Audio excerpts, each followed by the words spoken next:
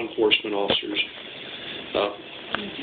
I think any exception to the ban is a remarkable concession by the authors and co-sponsors of the bill.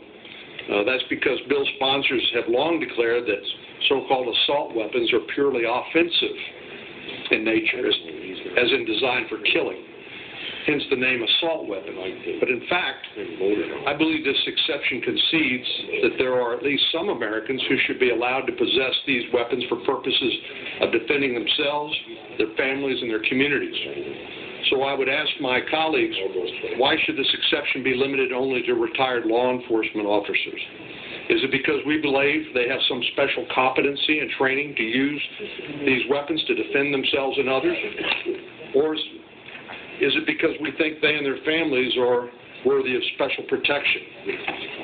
I want to be clear. I think every law-abiding American has the right to choose how best to defend themselves and their families. That's why I strongly oppose this legislation. I wholeheartedly agree with the authors and the sponsors of this legislation that the weapons this bill would ban can and are used lawfully for self and family defense. So the purpose of the amendments, and I have a number of them that I will offer, is to highlight the dangers of a blanket ban and illustrate why we shouldn't prevent law-abiding citizens from owning self-defense weapons.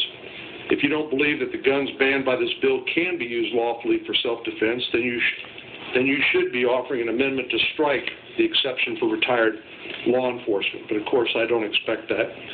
Does the Senator have an amendment he wishes called up? I'd like to call up my amendment, I think it's 13115.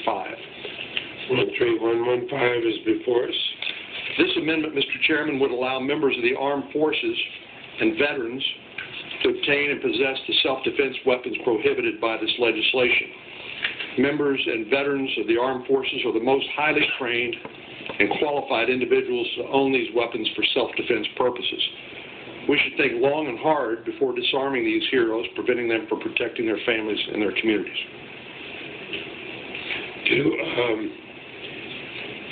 Senator Feinstein?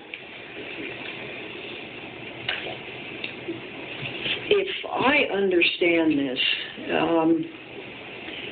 this adds an exemption of retired military. As I understand our bill, no issue has arose in this regard during the 10 years the expired ban was in effect. And what we did in the other bill was exempt possession by the United States or a department or agency of the United States. So that included active military. The problem with expanding this is that, with the advent of PTSD, which I think is a new phenomenon as a product of the Iraq War, it's not clear how the seller or transfer of a firearm covered by this bill would verify that an individual was a member or a veteran, and